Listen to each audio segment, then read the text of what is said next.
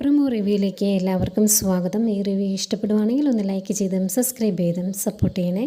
അപ്പോൾ ആദ്യമേ കാണിക്കുന്നത് നമ്മുടെ മനു അങ്ങോട്ടേക്ക് ചെല്ലുന്നതാണ്. മനുവിനെ കാണുന്നത് ഭയങ്കര സന്തോഷമാട്ടോ. ആകപ്പാടെ അലീന ഒത്തിരി സന്തോഷത്തോടെ ചിരിക്കുന്നത് മുത്തശ്ശിയുടെ അടുത്തും മനുവിൻ്റെ അടുത്തും മാത്രമേ ഉള്ളൂ. മനുവിനെ കാണുന്നതേക്കും ചിരിച്ചുകൊണ്ട് മനുവേട്ട ഗുഡ് മോർണിംഗ് എന്ന് പറയുന്നുണ്ട്. അന്നേരം മനു തിരിച്ച് വെരി വെരി ഗുഡ് മോർണിംഗ് എന്നും പറയുന്നുണ്ട്. രണ്ടുപേർക്കും ഭയങ്കര സന്തോഷമാണ് പരസ്പരം കാണുമ്പം. പിന്നെ നമ്മുടെ രേവതിക്കുട്ടിയെ കാണിക്കുന്നുണ്ട്. രേവതിക്കുട്ടിക്ക് ഒരു ഫോൺ മേടിച്ച് കൊടുക്കുകയാണ് ഗ്രേസി അമ്മ. എന്നിട്ട് എനിക്കെന്തിനാ ഫോൺ വേണ്ട എന്ന് രേവതിക്കുട്ടി പറയുമ്പം ഒരെണ്ണം നിനക്ക് ഇരിക്കട്ടെടി എന്ന് പറയുവാണ്. ഏതായാലും ഭയങ്കര സന്തോഷമാവുന്നുണ്ട് രേവതിക്ക് അങ്ങനെ ആരും ഒന്നും മേടിച്ച് കൊടുക്കാറൊന്നും ഇല്ലായിരുന്നല്ലോ ഇതുവരെ. അതുകൊണ്ട് തന്നെ സന്തോഷം കൊണ്ട് ഗ്രേസിയമ്മ കെട്ടിപ്പിടിക്കുന്നുണ്ട്. ഗ്രേസിയമ്മയ്ക്കും എന്തോ ഭയങ്കര ഒരു സന്തോഷമാവുന്നുണ്ട്. മക്കളും ആരും ഒന്നും ഇല്ലാത്തതല്ലേ കൂടെ.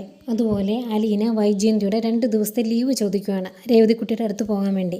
വൈജയന്തിയുടെ സ്വഭാവം വെച്ച് കൊടുക്കില്ല എന്ന് പറയും. അന്നേരം അലീന ചോദിക്കുന്നുണ്ട് 2 ദിവസം ലീവ് കിട്ടാതെ ഏത് ജോലിയാണ് ഈ ലോകത്തുള്ളത് എന്ന് ചോദിക്കുമ്പം വൈജയന്തി തിരിച്ചു ചോദിക്കുവാണ് നീ അവകാശമൊക്കെ ചോദിച്ച് മേടിക്കാറായോ എന്ന്. അന്നേരം അലീന പറയുന്നുണ്ട് ഇതൊന്നും ഞാൻ ചോദിക്കാതെ തന്നെ നിങ്ങൾ എനിക്ക് തരേണ്ടതാണ് എന്ന് പറയുന്നുണ്ട്. അത് കേൾക്കുന്നത് പ്രത്യേകിച്ച് പിന്നീട് ഒരു മറുപടി പറയാൻ ഇല്ലാണ്ടായി പോവാണ് വൈജയന്തിക്ക്. പിന്നീട് ഈ വിവരം മനുവിനോട് പറയുന്നുണ്ട് അലീന. രേവതിക്കുട്ടിയെ കണ്ടിട്ട് ഒരുപാട് നാളായി, അവളെ ഒന്ന് കാണാൻ പോകണം എന്നൊക്കെ പറയുമ്പം മനു ചോദിക്കുന്നുണ്ട് അത്രയും ദൂരമൊക്കെ തനിച്ച് പോകുമോ എന്ന്. അന്നേരം ആരുമില്ലാത്തവർക്ക് ദൈവമല്ലേ തുണ എന്ന് അലീന പറയുന്നുണ്ട്.